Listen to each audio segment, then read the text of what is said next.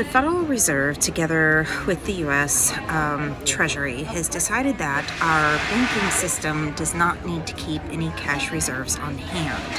So that if you go to the bank and you ask to withdraw a significant amount of cash involving $10,000 or more, they can pretty much just say, sorry, can't help you. And this is completely lawful. They don't have to keep anything in reserve as long as they have it on the balance sheet so that they can transfer it to you digitally, right? And so what is the reason for this? Well, they are moving toward a cashless society. We saw customers go to the bank and say, can we get our money? The bank goes and tries to sell their bonds. The bonds don't have the same value in the open market that they thought they would.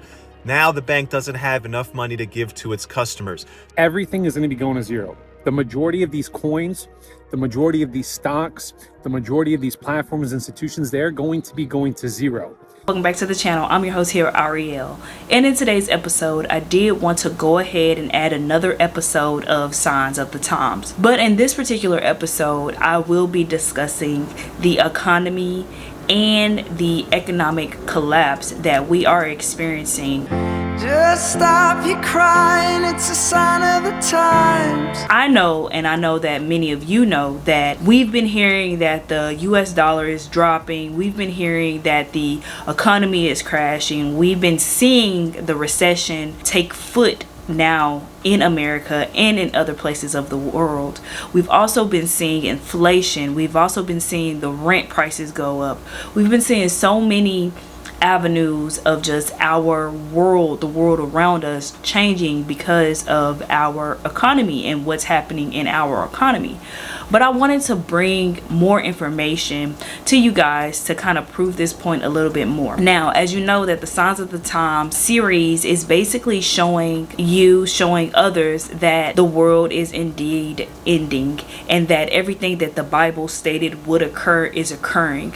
A portion of that is in Revelation. It talked about how Babylon the Great is fallen. This system that not only the United States but a lot of different other countries are under is Babylonian. It is tentacle of Babylon. And so when it states that Babylon the Great is fallen, it basically is stating that the system as we know it is coming to an end. And that is what is predicted in the Bible. Now we know and we talked about the Great Reset and how that is coming to fruition, but another tentacle of that is the collapse of the economy, and that's what we're going to be talking about today. So stay tuned. I have multiple points that I want to kind of bring up. Don't be afraid. Let's get into it.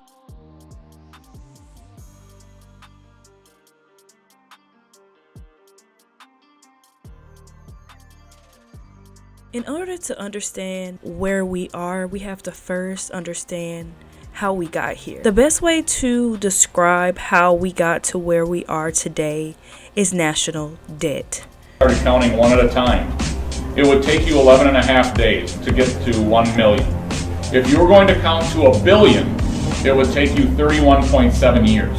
In 1 trillion seconds, it's 31,700 years. That's the difference between 1 million, 1 billion, and 1 trillion. So 1 million seconds ago, 11 and a half days ago, 1 billion seconds ago, 1980, 1 trillion seconds ago, 29,688 BC. The way Bush has done it over the last 8 years is to take out a credit card from the Bank of China in the name of our children, driving up our national debt. Raising the debt ceiling, which has been done over 100 times, does not increase our debt.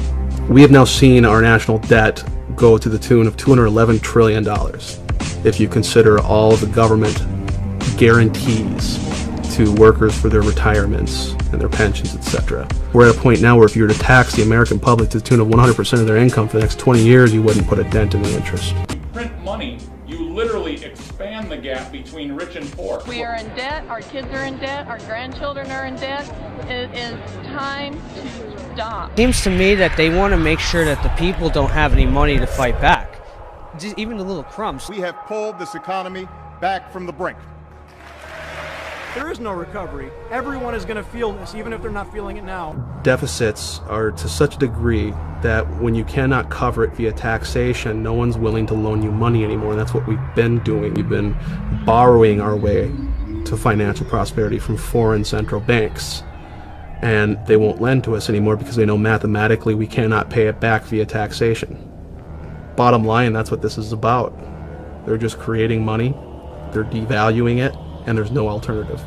The direction we're going in right now is debt and dependency. You understand the principles of the debt super cycle. And eventually that super cycle comes to an end because you can only print and borrow so much money. You've seen the dot-com bubble, you've seen the housing bubble, and if you understand the Austrian school, we're already building that next bubble. The U.S. Treasury bond is the largest bubble out there, bigger than the credit card and the education bubble. It's several times bigger, and they're going to discover this unfortunate fact very painfully. And what happens then in times of economic crises is you go back to the world reserve currency, you buy up U.S. Treasury bills because it's a store of value. What's happening today is you're seeing that panicked flight to safety into the U.S. dollar. The dollar is not going up in value. It's still very gradually going down in value. All it's going to take for us to crumble financially is for the world leaders to drop the dollar. They can dump that on our market at any time. Create overnight hyperinflation. That means all commerce shuts down. Well, if you know that in 6 months your dollars are going to lose 20% of the value, you're not going to hold on to them and save them, which is what we depend upon. You're sure as hell not going to back your currency by them. You're going to buy shit up while the buying's good. You see it now. You got China out buying up infrastructure all over the United States, Russia doing the same thing. So they're taking these worthless US dollars and they're buying up this country. And then there'll be a flight to safety in commodities, gold, silver, etc., to save what you have left. So essentially, at some point, all of the world's banks are going to dump dollars, and those dollars are going to start chasing goods and services. And as the means of production becomes more and more handicapped by government intervention, more and more regulation, less people are going to invest, the whole thing falls apart. Now, look at the news. You see this is happening right now. The smartest minds in the world are saying these bonds are cooked.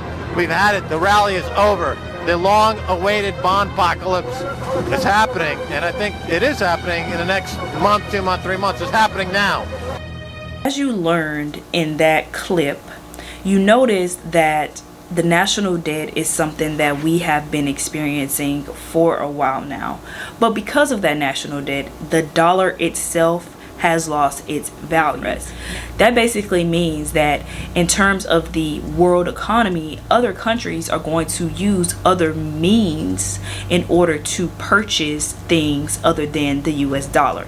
The US dollar used to be the most valuable currency in America, but that has now changed, and China now has the most valuable currency.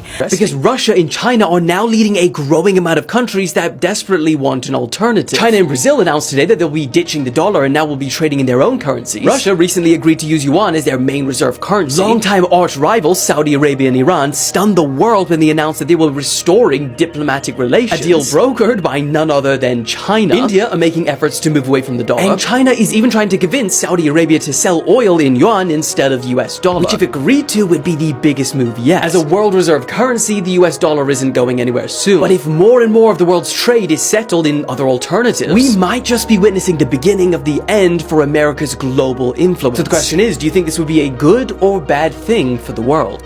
Now, in a boost for China, its currency surpassed the US dollar for the first time this week. It makes yuan the most traded foreign currency on Moscow Exchange. The tensions with the West has pushed Russian economy closer to China, and according to data, on Monday a total of 64,900 yuan ruble transactions were completed, with the volume of trading reaching over $1 billion.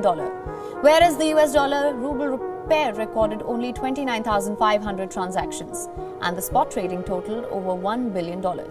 On Tuesday as well, strong yuan ruble trading continued, though at slightly lower level. Russia has been forced to settle for more transactions in yuan after being hit with Western financial sanctions for invading Ukraine.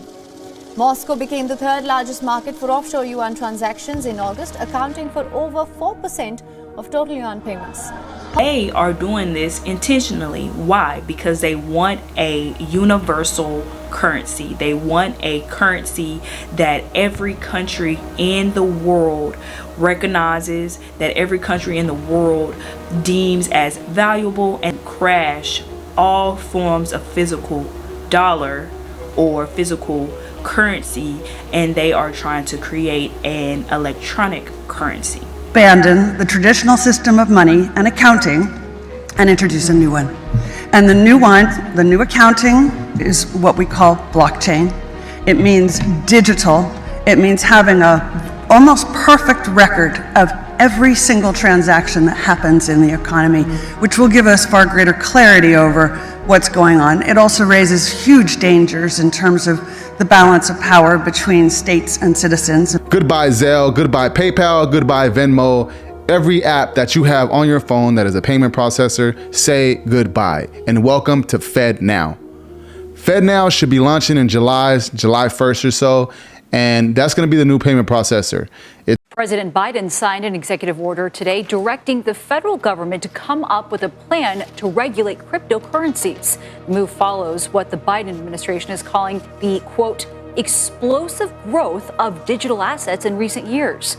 Under the order, the government will coordinate efforts with financial regulators to get a better understanding of the risks and benefits of cryptocurrencies. The directive also calls for the exploration and consideration of creating a digital form of the U.S. dollar.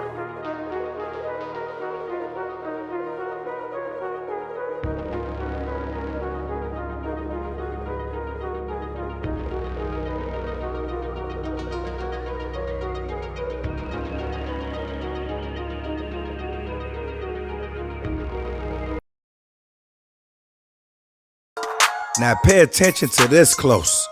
Bob Lee, founder of Cash App, killed in San Francisco. This way it was at. Outside his hotel, they said it was a random attack. All conspiracy theories aside, something about this is just nah.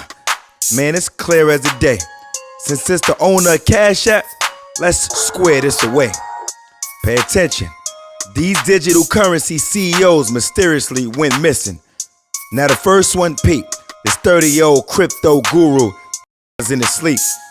Then his boss of Forex would pass, randomly dying in a helicopter crash. Again, it would happen when crypto millionaire drowns after tweeting the CIA was after him. Nah, that's ridiculous. Dr. Umar voice. You don't find that suspicious?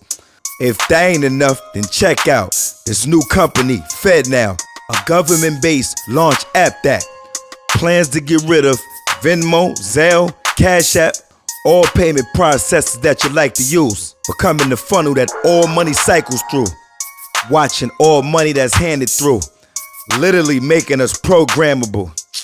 Bro, it's a fact, and this is why these digital currencies is under attack.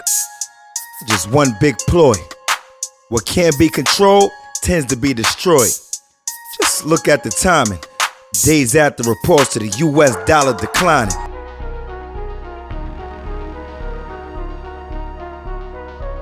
That, of course, that's not something that is okay here in today's society. So what they do, they got rid of them, right? It's not a coincidence that all these people have so-called deceased, right after they've discovered an electronic currency that was very profitable and very lucrative outside of the government.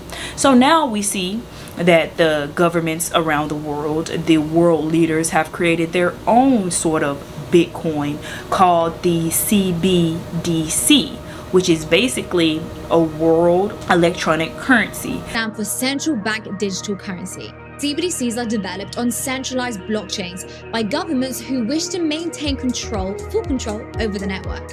Many governments have already been moving towards cashless societies, but with the global pandemic, it has actually quickened the transition from a manual to a more digital world. According to a new CBDC tracker from the Atlantic Council, 83 countries making up over 90% of the world's economy are exploring CBDCs. Think, okay, so an electronic currency, what's the big deal with that? Why is that an issue? The reason why the electronic currency is an issue is because that means that you are no longer able to access your money independently. Everything that you spend is now being monitored by the government, and that is something that we've already known.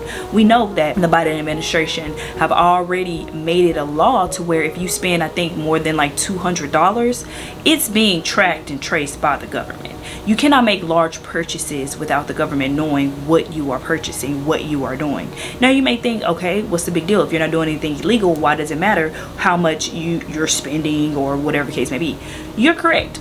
If you're not doing anything illegal, it shouldn't matter. And it should matter. What does matter is if your money is electronic and you decide that you don't want to get an that could possibly kill you, you decide that you don't want to take a chip or get a chip because that's something that goes against your religion, you will not be able to access your electronic money. That is what the big issue is. The change from physical money to electronic money basically is a means to control you and control your finances and control what you do and what you don't do.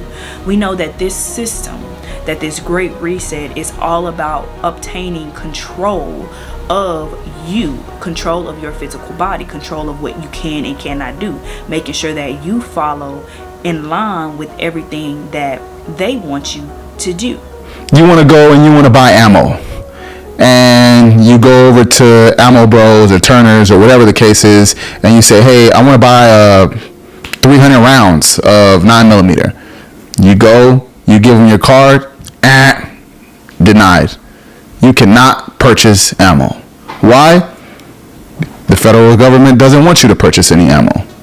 That's how FedNow will work. They will have full control and full access to turn on and off your bank account. Now, when this stuff pops up on your phone as an update, make sure that you guys do not comply with this. Do not accept. Read what you're accepting before you accept it. Every banking system, major banking system, will have this starting July 1st. Now, this is more so an introduction of the CBDC. The U.S. Federal Reserve launches their own Cash App Early Adopter Workshop.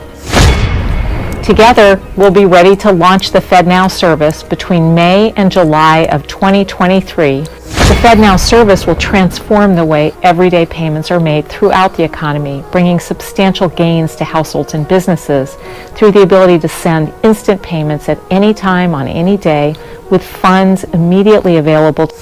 An all-digital system gives ultimately the people who control the central banks and the banking system an ability to literally turn on and off your money if you don't do exactly what they say.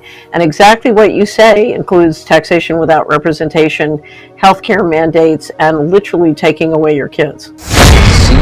CBDC. If that happens, we're done. A key difference with the CBDC is that central bank will have absolute control on the rules and regulations that will determine. When you begin to do things that they do not want you to do, or if you begin to do things that are outside of the social norm, you will start to get things taken away from you. You will lose access to do things.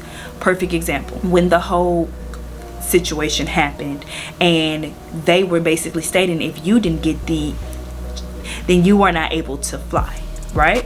So if you didn't have proof that you were not able to fly from here to there, you could not access different countries, and I think that may still be the case now, I'm not 100% sure, but you were not able to do things that you should have the liberty to do because you are a person who has free will, but because you didn't follow directions, you were not able to do different things.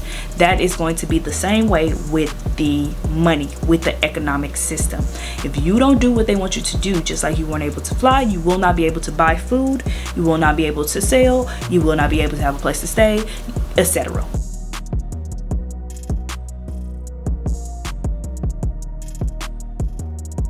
To show that your elite, that these large corporations, they understand what is happening in today's society.